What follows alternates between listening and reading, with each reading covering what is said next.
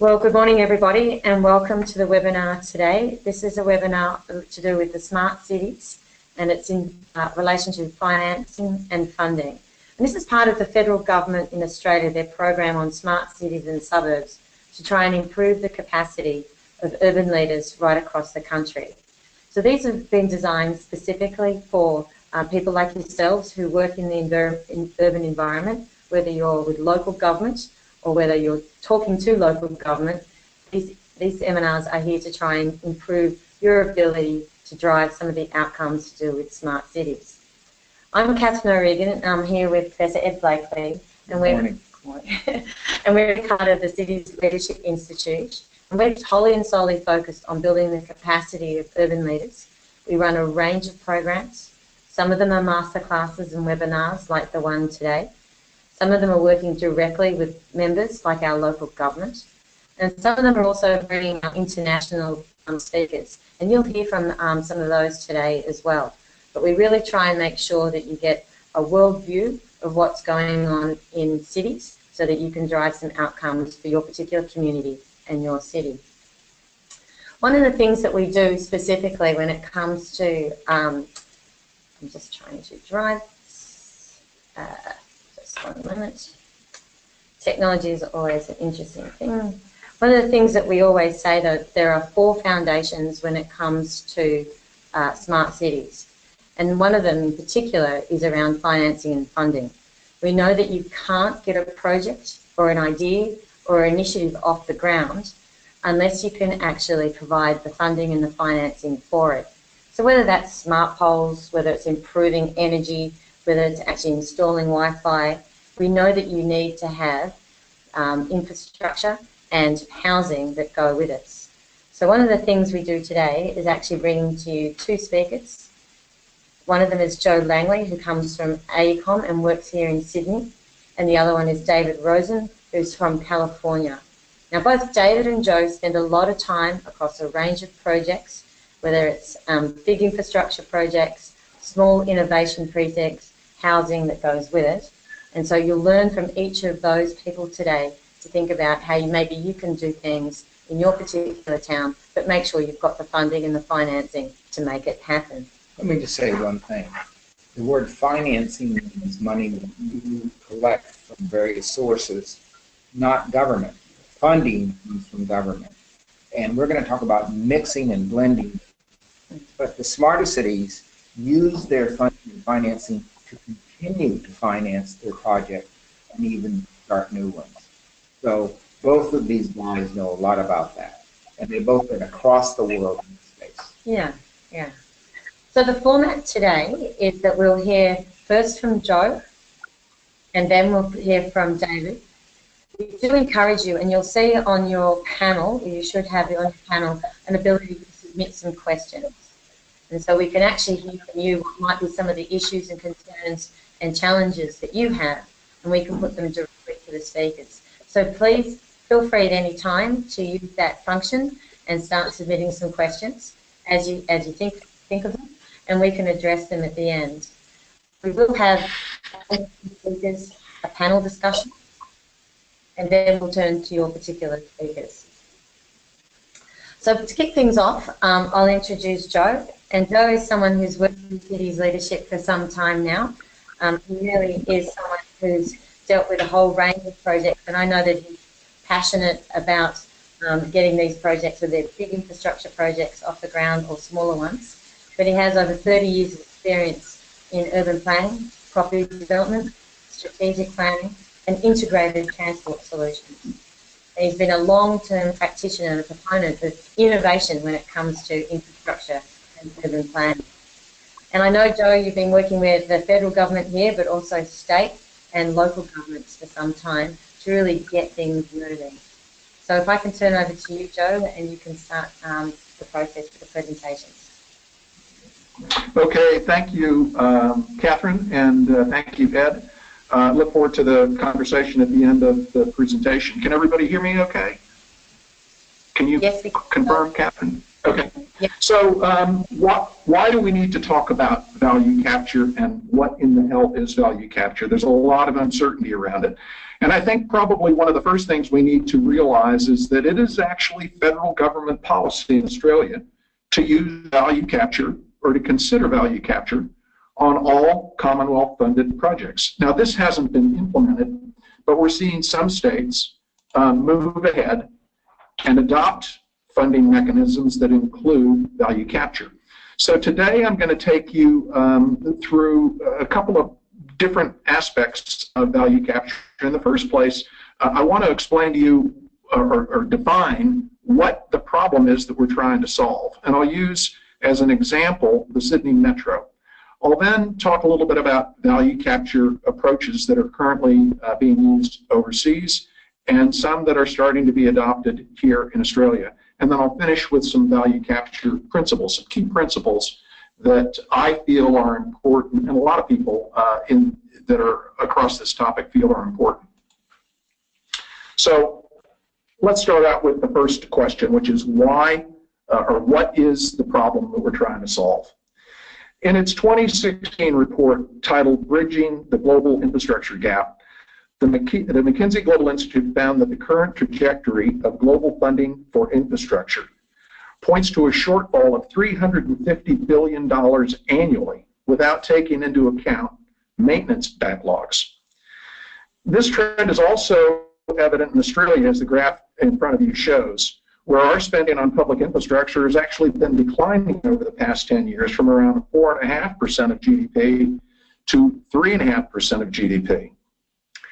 Now, due to differences in demographic trends, population growth, and governance arrangements with our Asia-Pacific trading partners, this downward trend is particularly harmful to Australia's future economic growth. And that's because investment in infrastructure, we know from a variety of international studies and studies here in Australia, produces a positive return of around 20%. And that's a global average according to McKinsey. So this slide is a bit busy, but I think it tells us some important things about infrastructure investment globally and what's going on in Australia. Typically, when we talk about infrastructure, we're talking about infrastructure, economic infrastructure. But if you use a very broad definition, as McKinsey has, of infrastructure, you actually take into account other things. And that includes social infrastructure and real estate. And the thing that surprised me about the McKinsey report is the huge contribution that is made by real estate when we consider that as an item of infrastructure. So the McKinsey Global Institute in this 2016 report, using that broad definition, estimated that the world spent about $9.6 trillion on infrastructure, representing about 14% of GDP. That's worldwide GDP. Economic infrastructure made up about 26% of that, and real estate about 48%. So this points to a possible solution to the infrastructure funding gap that we have. And I asked the question here, and we'll hopefully answer it, are we tapping into the wealth of our real estate adequately? So McKinsey tells us that at current rates, we're spending about $2.5 trillion as a world community, and we need to spend about $3.3 trillion annually to 2030 to be able to meet our infrastructure requirements. And we know that there's a similar problem going on in Australia. In its 2015 infrastructure audit, its national infrastructure audit, the Infrastructure Australia found that at current levels, Melbourne is losing through traffic congestion $3 billion, and that's in 2011. And that's going to go to $9 billion. In Sydney, it's $6 billion of congestion charges or costs, and going to $15 billion. And in Perth, $2 billion going to $16 billion by 2031. So we have a similar problem in Australia that we're seeing globally. So what is this problem that we're trying to solve? And I define it as an effort to develop the appropriate mix of funding mechanisms to bridge this funding gap and keep our economies going strong. So let's turn now to the Sydney Metro as an example. And this study provides, admittedly, an extreme example of how current funding arrangements and urban planning and transport planning practices are failing to capture and return a fair share of the value and benefits that are created by public investment in infrastructure. The image on the left shows outlined a property that is about 50 meters or so from the new Showground station, which is part of the Sydney Metro, the Sydney Northwest Metro project. And I know some of you people will be familiar with it, but many of you from other states might not know the details. So I'll go into a little bit of that detail for you now. What's shown in green is about 20 kilometers of new railway line that's currently under construction. It will open next year.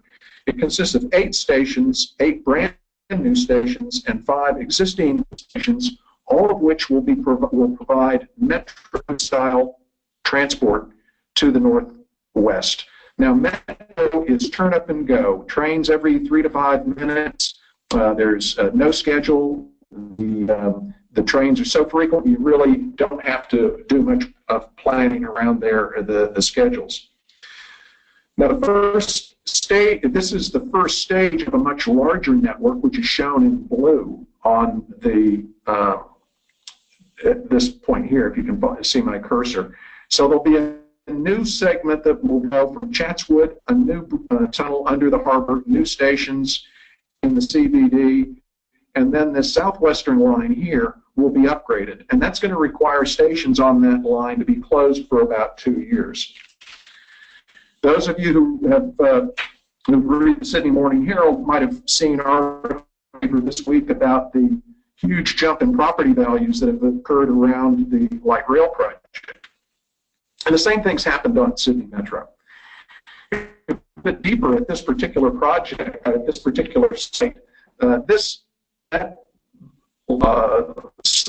property that was boxed in yellow currently, or in the past, was occupied by a single dwelling that was purchased in 2007 for about $1 million. The land area was quite generous, 3,700 square meters, and we estimated that at the time of the sale in 2007, the land value was worth about $640,000, or $172 a square meter. Without any effort on the part of that property owner, the state government rezoned the site to 16 stories in 2016, and it was sold to a developer, that portion of the site, generating $13 million in value to that owner. Now, he did absolutely nothing for that. And what happened, let me see, I'm getting this next slide. This slide shows a comparison, because you might think, well, maybe the guy, the developer, needed all that revenue to make the numbers work.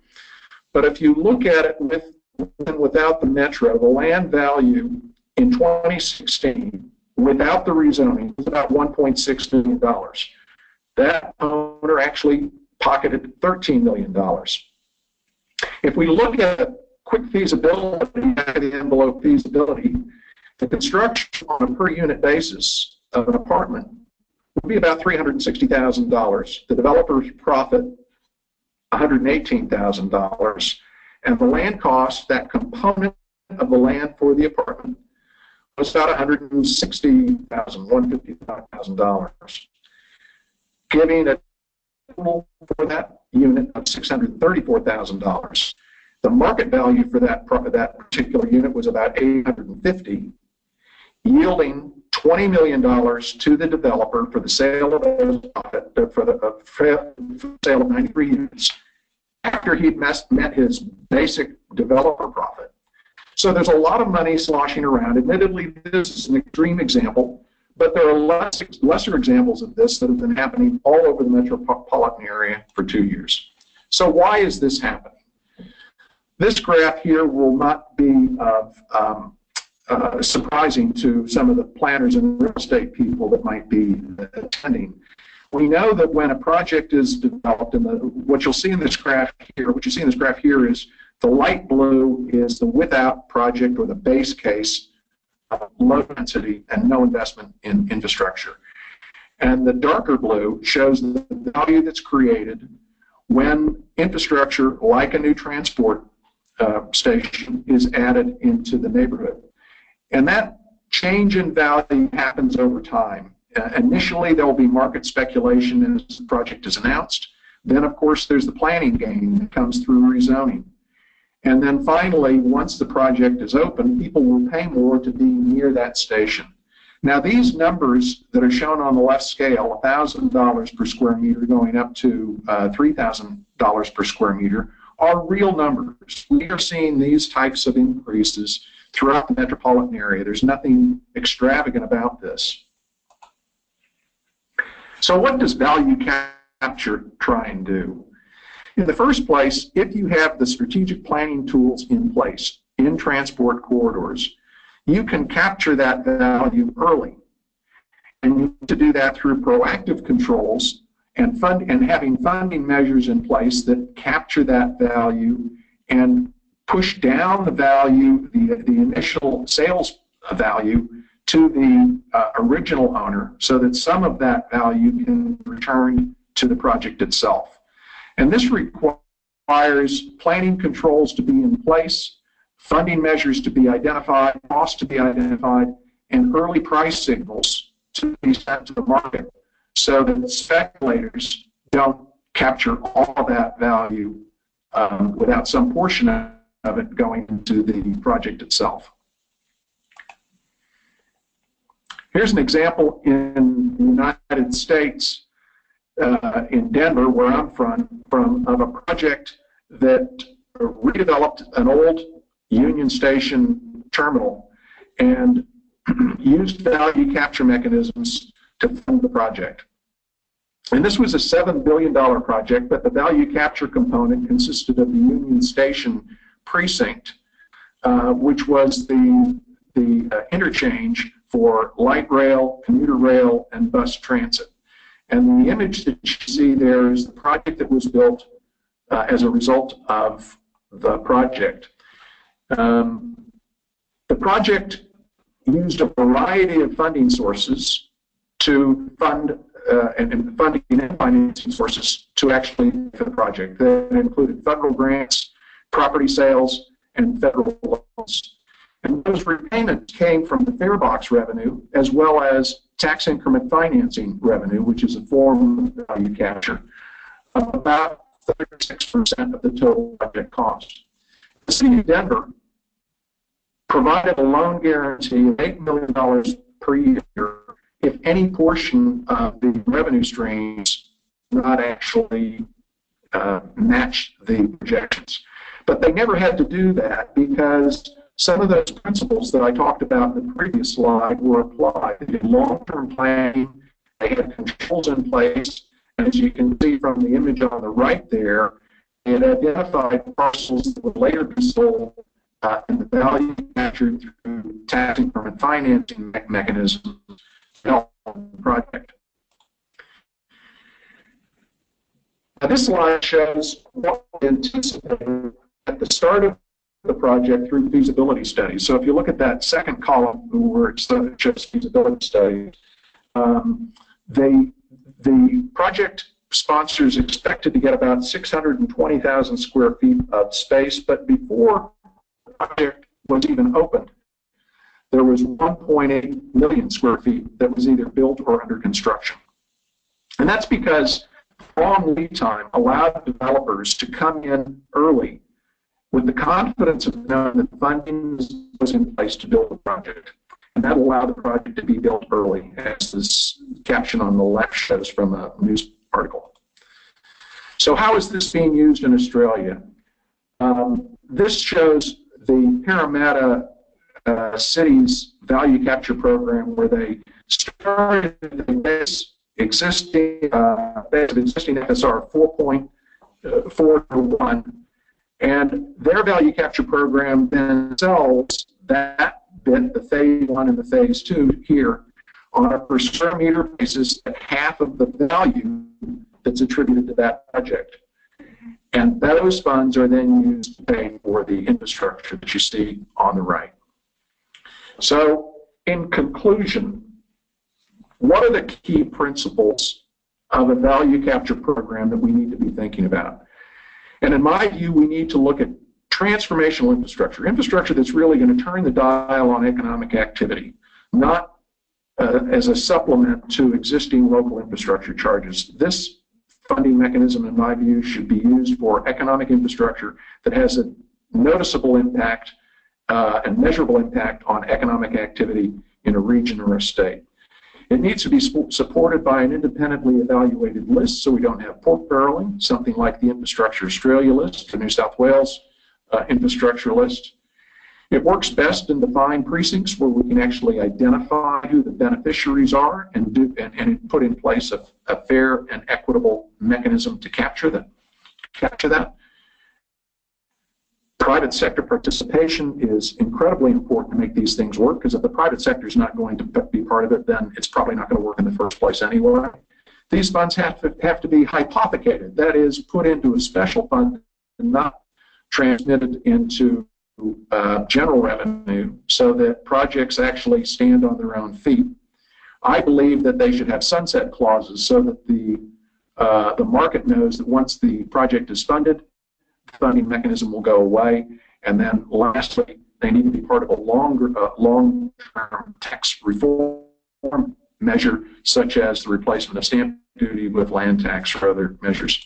So that concludes my presentation. I hope I haven't gone too far over, Catherine, but I look forward to having any questions at the end. Thank you, Joe. That was I think, great in terms of it can be a complex system, but I think just pulling it down to that simple framework. I just sort of thought it might be useful for you to maybe just expand a little bit. One of the conversations you've talked about is about value capture, but you've also often used the term around value sharing. And so it's once you actually can capture that value, do you have any thoughts on then how can that value then be shared amongst that region or that broader community? Yeah, thanks, Catherine, for that. I'll go back to an earlier slide, which is the one on Parramatta. It's on the screen here now. And of course, there's a lot of detail behind this, but what the Parramatta model uses is that valued this area above the base level, above the base FSR. They've calculated that value to be $750 per square meter. So that's what the value is, and they're selling it to developers at half of that amount. So $375. If the developer wants to increase his FSR from 4 to 10, he can buy it on a per square unit basis at half of what the value is. He can also get additional density through design excellence and high performance building bonuses. So that's how the Parramatta model is using the sharing mechanism. Yeah, I think that's been great. And Professor Blakely, you've been working in that Parramatta area for a while? For more than a decade. And this is very important. It's critical to making big city projects go. New York City is the prime example, where the old Brooklyn neighbor yards and the West Side have used these mechanisms to recreate whole sections of the city. In other words, it's kind of paying forward, as it were, and it's a great technique. We're now going to turn to David Rosen, who is a person who works on the content side of this, not just the financing and funding, but the kind of content that all cities need with respect to housing, the basic things that go on in making a beautiful city, landscaping, all those smaller things that make cities the kind of places you want to enjoy. David Rosen, Dr. David Rosen, I should say, is a colleague of mine for many years, a publisher, an author, an international expert on housing, affordable housing, housing finance in particular. He has done work in all around the world, in Africa, the United States, here in Australia, where he is the expert showing how government can use the tools it has more effectively in creating a much wider variety of housing choices and the like for people in our community. David, are you with us? I am, Ed. Thank you for that very kind introduction. And how's Oakland?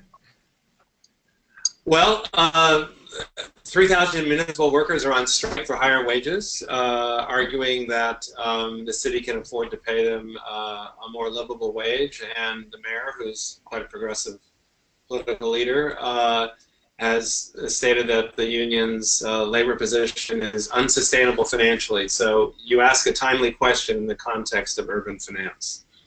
Yes. Wow. So why don't we get on with it, and then we can have some questions about how to put all this together. All right. You go to full screen? Yeah. You want me to go to full screen? Yes, of course. Yes. Joe, I thank you for your overview on land value capture.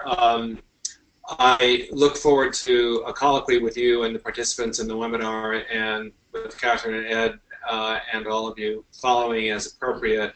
The issues that Joe touched on regarding land value capture are contained in my presentation as well. I'm going to really skip that part of my presentation in the interest of focusing on some of the other capital finance strategies, but I will want to reinforce several of the key points that Joe made, because I think we're very much in sync on them. What I'd like to do in this presentation is provide an overview of really 4 key strategies and sets of lessons learned, especially from the U.S. experience over more than 30 years of practice. The first is the importance of creating permanent revenue sources with annually renewable amounts of capital, and strategies to support deploying those sources, as Ed said in his introduction, a mix of public and private partnerships, which I know is a big part of Joe's practice, for community benefit generally and for affordable housing. And I want to clarify that, as Catherine framed it in her introduction, we're really talking about the finance required for capital projects that go beyond your means at local, state, or Commonwealth government levels to pay for as you go, that is, on an annual budgeted basis. So this really requires finance with amortizations over 10, 20, 30 years or longer, with aggregation of revenue streams that can be used to capitalize the amounts necessary to produce the several 100,000 units of affordable housing required by Australians, for example, or to put in the backbone infrastructure on transit-oriented development projects like the light rail project that Joe outlined. So we're really talking about capital finance and the partnering of public capital sources through capital market strategies and vehicles, leveraged prudently with private finance. The second bullet you see here is value capture strategies derived from land, and as I said, I'm going to skip a big part of that given Joe's presentation and really focus on a couple of key findings of our practice. I will add that for more than 30 years, DRA's practice, my firm's practice, has really focused among several areas of priority on land value capture for community benefit. I do want to take some time to elucidate the tax increment financing model that Joe alluded to, so we'll get into that in some detail. And I think drawing lessons from several decades of U.S. practice, particularly given the last 3 years or so of my learning on the ground in Australia, which has been a real privilege, of how what we have done well and what we have done perhaps less well can help advance the community capital agenda for Australians.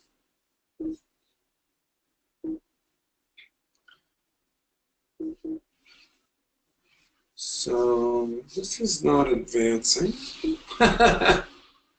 Let's try this. I think, Catherine, I'm going to have to go back to, I'll toggle back and forth. Yeah, yeah. There was something playing up with that this morning. Yeah, I can't advance the slides. I'm not sure why. Yeah. So the first focus here is on revenue sources for housing trust funds or other community capital purposes that require permanently dedicated and annually renewable sources of capital.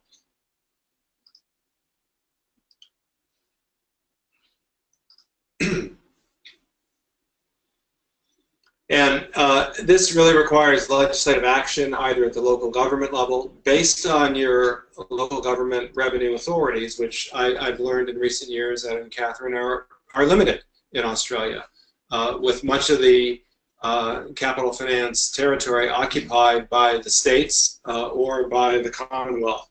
So there's a bit of legal analysis that's required wherever we work, including in municipalities in Australia, that looks to your legal authority to authorize the collection of revenue, to pledge those revenue receipts to a dedicated project, such as housing or transit-oriented development or other key community infrastructure.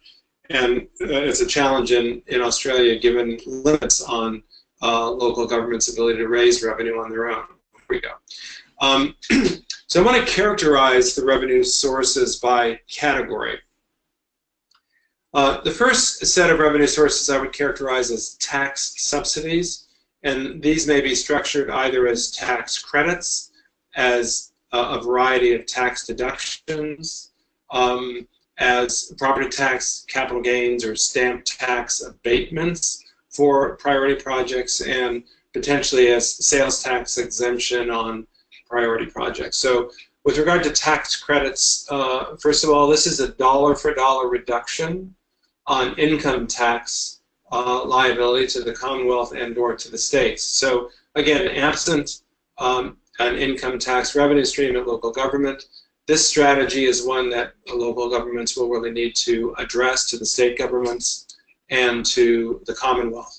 But tax credits have been used very effectively to leverage private sector capital and in the tens, if not hundreds of billions of dollars over the last 30 years in the United States for the production and rehabilitation of affordable housing, for historic preservation, and in the last 9 years for investments in renewable energy and energy efficiency capital investments.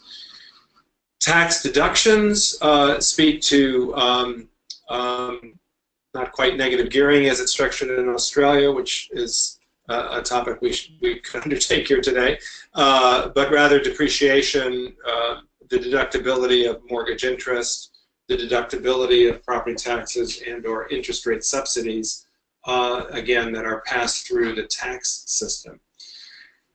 Now here in the next bullet, we really do begin to speak to local government powers to abate property taxes, stamp tax abatements, or restrictions on capital gains for priority project such as affordable housing. You could apply these strategies to community infrastructure as well if developed in a public-private structure for ownership. But these tax abatement strategies really work best when the property or the project is privately owned. That's not necessarily to say privately for-profit owned. It could be privately owned by a nonprofit community housing organization, for example, which would have its property tax abated for in exchange for the provision of affordable housing. Sales tax exemptions on construction materials for qualified projects, affordable housing, transportation, community infrastructure have been used by a number of jurisdictions, and to the extent sales taxes are collected at the local government level, they represent, I would characterize that as a shallow subsidy strategy. The next category of revenue sources would be budgetary actions, which really constitute an appropriation from general fund revenues by the local government, state or Commonwealth government. In addition, the local government could pledge on a multi-year or permanent basis specified sources of capital: sales tax, tax increment, hotel bed tax, other tourist tax, business license taxes, and others. We should be clear that, and Joe made the point about hypothecating or pledging local revenue to a capital purpose, that when we do that, we take that revenue away from general fund uses. So we need to remain sensitive, and this really caused the state of California, my home state in the United States, to end redevelopment tax increment financing after almost 40 years of practice, because it was really determined that the revenues that were used to subsidize development and affordable housing were better needed to pay for schools. So there's this tension between general fund purposes and pledging for community capital investments. Development impact fees are one-time assessments on a development, which is a form, I would argue, of land value capture as Joe has framed it. The deployment of publicly owned land or air rights, if you own parking garages or other parcels that can take additional development above them, that represents real residual land value that can be traded and or negotiated in a disposition and development agreement for a pledged community asset purpose. As you get more sophisticated and build a portfolio of public assets, there are a variety of financing strategies to recapitalize those assets. And my observation, Ed and Catherine, in Australia is that that really hasn't occurred yet to any level of scale where this strategy could be deployed, but we can talk about it further if it's of interest to the participants. Another source of capital is the issuance of bonds, a whole variety of bonds, general obligation bonds, where there is either a full faith and credit guarantee of the local government, or Joe, I'm not sure what the Denver Revenue Bond, Denver is actually a client of our firms, but the $8 million obligation or guarantee represents a form of obligation, but my sense is that was either a tax increment or a revenue bond that the city was guaranteeing in that instance. Special assessment districts geographically delineate an area in a city and then assess through property tax additions on the property tax bill for specified purposes, business improvement taxes, landscaping, lighting, and improvement districts, district energy schemes, and as well as transit development. Tax increment financing bonds really take the pledge of future value, much in the chart as Joe has described it, pledge that future value to bonds which are sold in the capital markets, which allow local jurisdictions to front load their investments in community capital projects, which help generate the growth in tax increment. Social impact bonds are a relatively new vehicle in the United States. I think they've made their appearance yet in Australia. I could be mistaken, but I'm not aware of it. These are really pay-for-performance provisions where, for example, homeless housing and supportive services might be partially paid for by the reduction in criminal justice, health and mental health costs associated with homelessness, which those costs are very high. So when the public budget saves on those expenses by providing safe, sound, decent, permanent housing with appropriate services for the homeless, jurisdictions find their health, mental health, and criminal justice system costs decline. We can then take those declines in expenditures and pledge them to bonds, which can help pay for the housing and social services in question. Quite an innovative strategy, and as I said, relatively new. Ed made the important point of private sector leverage. Our practice is almost entirely predicated on public-private sector financial partnerships of all kinds, debt, equity, credit enhancement, subordination, secondary market sale and purchase, securitization and syndication.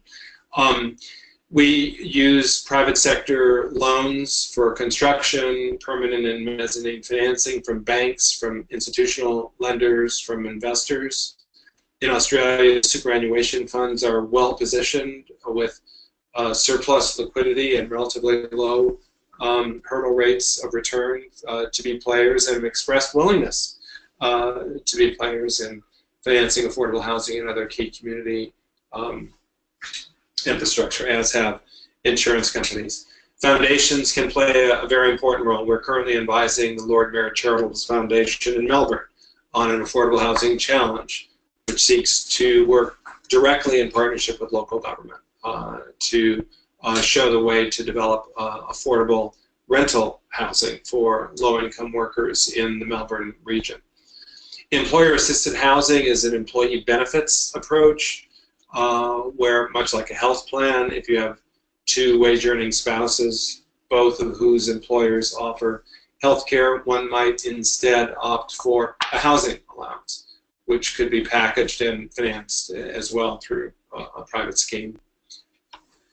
New revenue sources for housing trust funds, which represent a source of annually renewable and permanently dedicated to the production and preservation of affordable housing, include a long list of examples of revenue sources, many of which may fall within revenue-raising authority of Australian municipalities, or at least at the state level.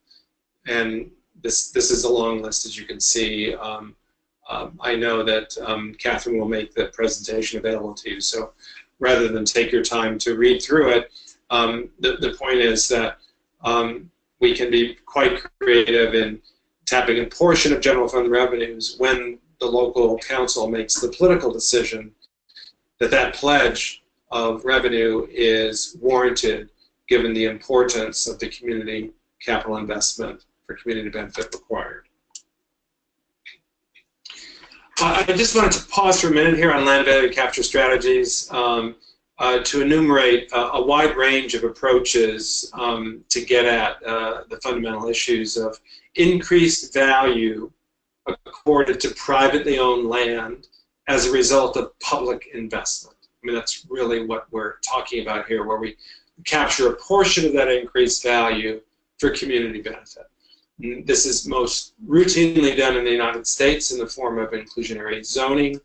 And working with Ed and Catherine, we developed the Affordable Housing Communique for Metropolitan Sydney, which some of you may have read. And I commend that document for your review. We've really modeled the economic analysis in quite a bit of detail that Joe outlined in his slides that weighs the residual land value effect of requiring a certain percentage of market rate housing be set aside as an affordable unit so that we can operate within the margins of financial and economic feasibility. Density bonus is a zoning code provision. Again, in Australia, my understanding is the states have a heavy hand in this area, but certainly it's a matter of keen local interest where you're trading increases in density or floor area ratio for a specific community benefit.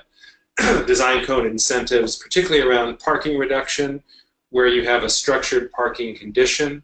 Every parking space in that condition might run $40,000 to $50,000 to develop. And so reducing parking in transit-oriented development can be hugely valuable to developers in finding a way to capture some of the value we've been talking about.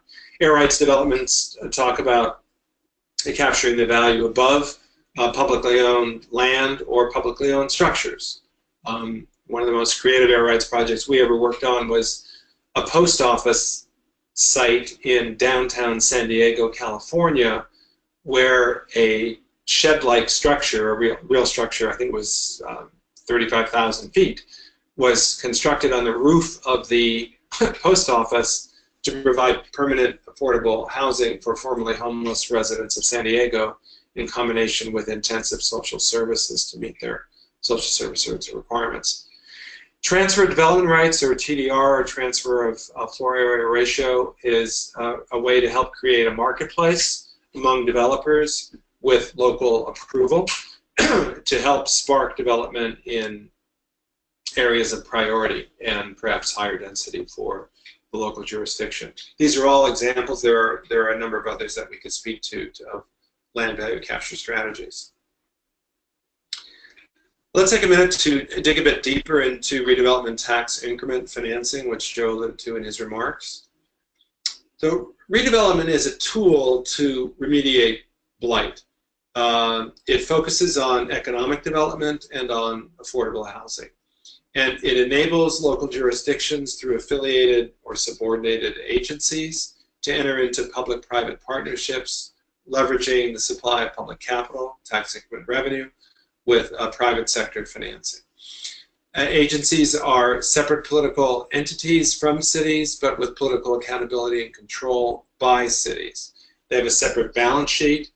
The debt is an agency obligation, and there is no pledge of city funds. And there is quite a bit of financing flexibility accorded to redevelopment agencies in their use of tax increment financing. Well, what is tax increment? It's the increase in the property taxes within a defined redevelopment project area that results from increases in assessed value over the base year and going into the future. So it is not an increase in tax rate. It is rather a redistribution of property tax revenue from other taxing agencies. So I think it is important to remember that tax increment financing is not a free lunch. This is future property tax revenue that would be collected by the jurisdiction otherwise for general fund purposes, but which has been hypothecated, to use Joe's word, or otherwise segregated in a pledged revenue stream for redevelopment purposes. It is the primary tool used by redevelopment agencies to finance economic development, infrastructure, and affordable housing. Tax increment comes only from the increase in assessed value, which could occur from new construction, major rehabilitation, infill construction, reassessment upon the sale of property, or other conventional reassessment. And again, remember that this occurs within a delineated project area, a geographic area within the jurisdiction. Port Phillip in Melbourne is the project Fisherman's Bend is a sort of key potential example where the potential tax increment from Fisherman's Bend would be an enormous sum. Tax increment financing is predictable. It provides long-term source of revenue, and it is secure and prudent debt. I mean, these are really hallmarks required by the capital markets. If Australian superannuation funds are to be investors in tax increment bonds, these are exactly the hallmarks or standards for prudent investment that they would look to and require, and tax increment financing is well suited to provide them with proper credit underwriting. An agency has no ability to change tax rates, a redevelopment agency that is. They have no ability to reallocate resources such as general fund debt. That's a purview of the city itself, not the agency. And they do not have the ability to raise taxes or revenue. Again, those authorities are retained by local and state governments themselves. I talk about prudent underwriting, and it's important to understand when you have a potential project area that could well benefit from a tax increment approach. So you want a project area that displays a diversity of land uses with a diverse property ownership, so you don't have a concentration of risk in one or two large landholders, which would cause credit underwriters to discount the projections of available tax increment revenue. Diversity of overall assessed value, that the size of the project area is appropriate to the scale of the capital project it's seeking to finance. You want to have a solid understanding of the historic track record of assessed value trends within that project area. And you'll want to take care to reach agreement with revenue sharing agreements with other pass-through entities such as school districts or hospital districts or other special districts who will see a diminution of future revenue with the pledge of tax increment for redevelopment purposes, as I've mentioned. With regard to the bond structure used for these bonds, these are generally long-term bonds, 20 to 40-year maturities, secured solely by the tax increment revenue. And the major advantage of the bonds is the ability to pledge the future tax increment. and the bond proceeds are used to revitalize blighted areas and promote affordable housing and economic growth. And very importantly, the city's general fund is not on the hook, nor liable in any way. There's no recourse to the city's general fund for repayment of the tax increment bonds. This is a projection of an actual jurisdiction, which had 2002, 2006, and a second 2006 issuance. And you can see that base year assessments in the 2002 debt service were on the green bar at about 1.9 million a year. In 2006, senior debt service of another 600,000 was added, and a subordinate bond of about 200,000 was added to the top of that. And there's a little bit of step up in 07 to 09. Otherwise, these were level debt service payments on the bonds, where the red line shows the projection of net tax increments. You can see that there's quite a bit of coverage, or a security, if you will, for the bondholders, because the agency is not over-leveraged itself. So turning from the specifics of tax increment financing, I think there are a couple of key lessons I'd like to leave you with today and open this up to questions. The first is we really need a national and state consensus on defining what our community capital needs are. Our practice, as noted, is focused principally, not exclusively, on affordable housing, and most of our work in Australia is focused on affordable housing.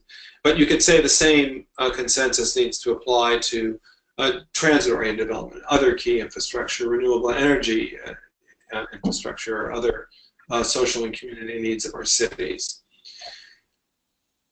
We're really not going to get very far in the private capital markets without the ability to create permanent, pledgeable, renewable revenue sources for our community capital assets, whether it's affordable housing or others as we've described. And we need to create durable public-private sector partnerships to finance, develop, and manage affordable housing and capital markets to invest in community infrastructure. These can't be seen as one-off experiments that aren't scalable and replicable, that have good credit track records and histories that can be traced, so that we can lower the cost of capital by having transparent and long-term track record credit history to underwrite. We couldn't agree more with Joe's presentation. Land value capture strategies really need to be at a key part of any community finance strategy and capital planning effort. In Australia, it's critical, in our view, that affordable rental housing be treated as key community infrastructure, and that an industry supply chain to develop, preserve, and manage affordable housing needs to be created in Australia. This is largely lacking at this point, and something that we really need to focus on if we're going to scale up to meet the dramatic needs in the country. And with that, I'm happy to turn this over to questions with our colleagues. Well, David, that was certainly robust and very complete. I'd like to remind people tuned in, you'll get copies of all this, because there's a lot here with both these presentations. I'm going to ask both of you the same question. And that is, it seems to me that for a municipality, the idea is to create something like your own internal bank. We have a long list of projects. Rather than dealing with them one at a time, we should create a project list and then a funding and financing cake, or whatever you want to call it, where you layer these things together. But handling these one at a time, as we've done in the past, with different instruments for each one of them, I think is a mistake. And I think it gets to what David was saying in the end. You need to go to design a system rather than one-off project. First, Joe, what do you think of that approach? Well, you know, it's been talked about, as you know, Ed, but more, I think, on a sort of a metropolitan or a regional scale where everyone, a number of municipalities, and plus the state government and the federal government, would contribute to a fund that local government could apply for. So everybody puts a small amount in, and you can apply for funds and grants from that fund based on certain criteria that the government might have. So I think rather than I hadn't really thought too much about an individual local council fund, although that's an interesting idea. But some of these projects are much bigger than the local council could afford on its own, and I think some sort of a shared fund or a pooled fund where everyone contributes a small amount and they can submit for grant funding for projects from time to time. I think that's got a lot of value.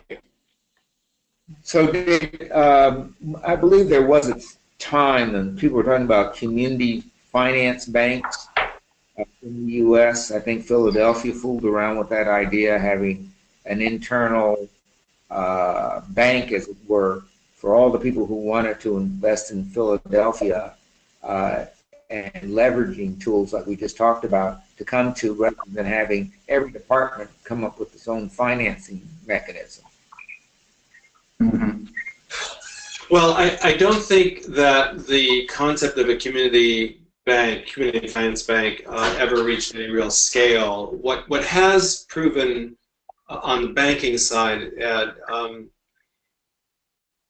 somewhat scalable. I'm struggling from memory to get the numbers, but I think it's, oh gosh, I think it's measured in the tens of billions of dollars of assets U.S. That's put in the context of U.S. banking assets at about $9 trillion, so it's a very, very small percentage. And that is community development financial institutions, or CDFIs. These are privately owned banks. They're shareholder owned. They have a charter which focuses their lending, principally lending, and to some degree they're investing. By investing, I'm using the term here, an equity position rather than a debt position. But because they're regulated lenders, they're very limited in their ability to take equity positions. I think more to the point, Ed, is the capital plan implied in your question.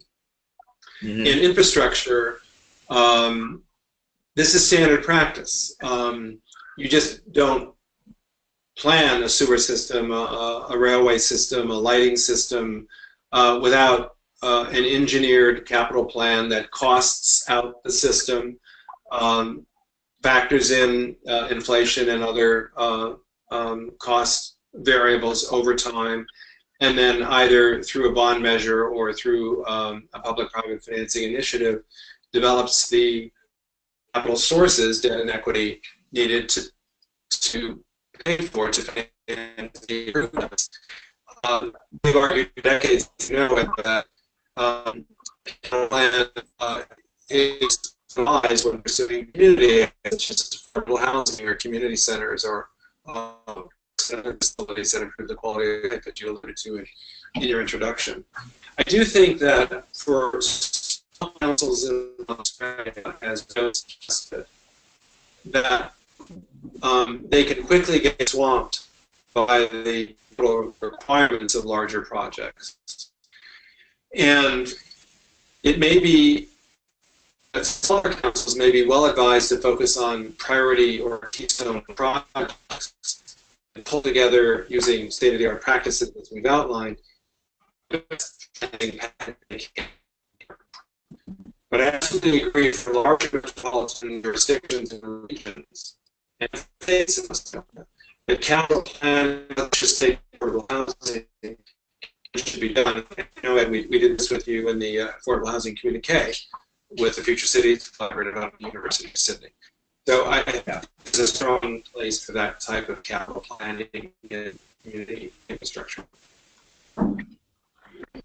We're going in and out of the audio, so I think some people may have lost a lot of what you said. You know, it would be helpful if both of you put those down in some bullet points so we could pass them around to people, since a A lot of people might have missed it. But I gather what you're saying, David, is the capital financing is more important than the capital instrument. Yeah, I'm sorry, Ed, I'm losing the audio connection myself there. Okay. Yeah, Don't worry. I'll jump in because we've met our time, which is fantastic. Maybe one of the things which I'm finding really fascinating here is that from both you, Joe, and David, there's two key things that I take.